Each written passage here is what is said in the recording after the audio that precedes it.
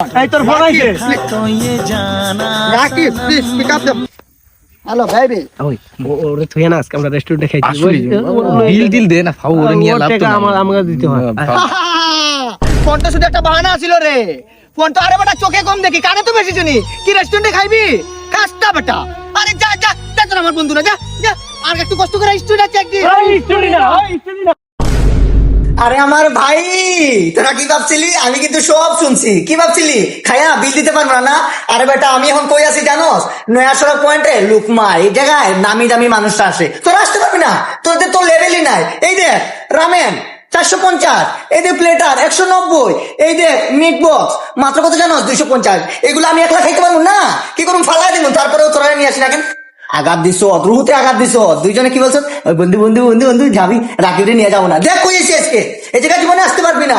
আঘাত পাইছি আমি অভিশাপ দিন, আমার রুহু অভিশাপ দে তোদের জন্য। কি আরে কাস্টমার এই জায়গায় বসা, তুই নিয়ে এইসব নিয়ে ভিডিও করতে বস বস বস বস বস সরি বস শালা কোন দেখ বসে দেখে বলছে নাইলে আরো জব্বর স্টোরি কা সারাই না আপনারা জানা একটু দেরি হয়।